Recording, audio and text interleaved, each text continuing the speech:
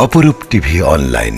পানিবন্দী উত্তর পতেঙ্গা, খেজুরতলা ও খালপাড় এলাকায় বিএনপি নেতা জসিমউদ্দিন সওদাগরের উদ্যোগে রান্না করা খাবার বিতরণ।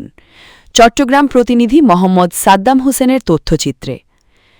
১১ জুলাই চট্টগ্রাম নগরীর পতেঙ্গা থানাধীন ৪০ নং ওয়ার্ডের পানিবন্দী উত্তর পতেঙ্গা খেজুরতলা ও খালপাড় এলাকায় বিএনপির সাবেক সিনিয়র সভাপতি ও বিশিষ্ট সমাজসেবক মোহাম্মদ জসিমউদ্দিন সওদাগরের উদ্যোগে রান্না করা খাবার বিতরণ কর্মসূচি আজ শনিবার বিকেল থেকে সন্ধ্যা পর্যন্ত চলে।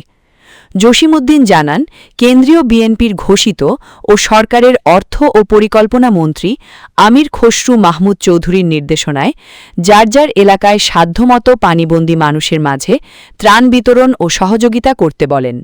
সেই লক্ষ্যে আজ থেকে গত ২-৩ ধরে জসিমউদ্দিন সওদাগরের সার্বিক সহযোগিতায় রান্না করা খাবার বিতরণ কর্মসূচি খেজুরতলা, ২২ কলোনি, পশ্চিম হোসেন আহমদ পাড়া, পূর্ব হোসেন আহমদ পাড়া এবং ওয়ার্ডের সাইলো গেট এলাকার খালপাড় মাজার গলির আশেপাশের পানিবন্দী মানুষের মাঝে খাবার বিতরণ করা হয়েছে।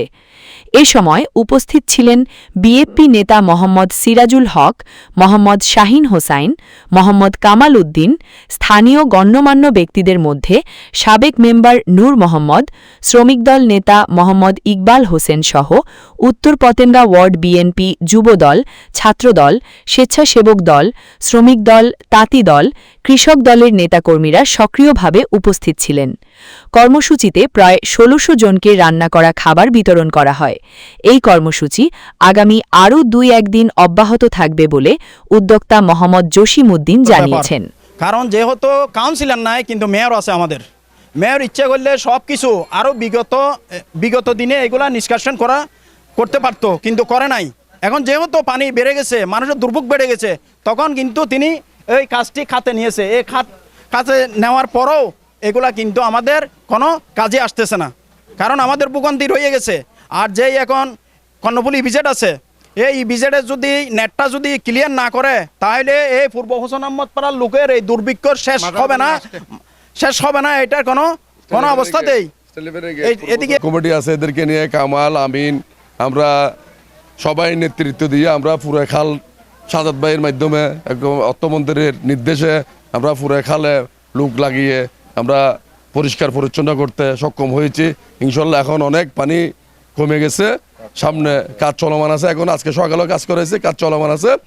মাদারগল্লি এবং হাদিপাড়া সংযোগ রোডের এই পতেঙ্গা উত্তর পতেঙ্গা ৪০ নম্বর একটি অত্যন্ত গুরুত্বপূর্ণ এলাকা। এখানে শিল্প প্রতিষ্ঠান চতুর্দিকে। এই শিল্প প্রতিষ্ঠানের যে ড্রেনেজ ব্যবস্থা সেটিকে আরও কার্যকর করার জন্য এবং সিটি কর্পোরেশন, সিডিএ, স্থানীয় কাউন্সিলর যেহেতু নেই, তাদের সাথে সমন্বয় বিএনপির ছাত্রদল, যুবদল সবাইকে সমন্বয় করে এই কাজটি করার জন্য তারা আহ্বান করেছে। আমরা সকল এলাকাবাসী এটির উদ্যোগ নেব এবং ড্রেনেজ ব্যবস্থাতে পানি অবস্থায় কিছুটা আমরা এখন বর্তমানে পানি এখানে প্রায় পানিতে আছি। এখানে কর্ণফুলী নদী একেবারে কাছে।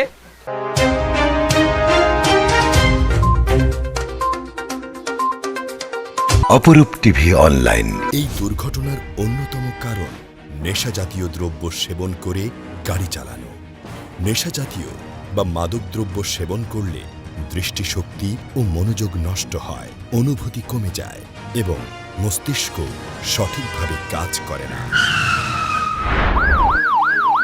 সড়ক পরিবহন আইন ২০১৮ অনুযায়ী মদ্যপান বা নেশাজাতীয় দ্রব্য সেবন করে চালক গাড়ি চালালে জেল, জরিমানা অথবা উভয় দণ্ডের বিধান রয়েছে। এছাড়া চালকের দোষসূচক ১ পয়েন্ট কাটা হয়।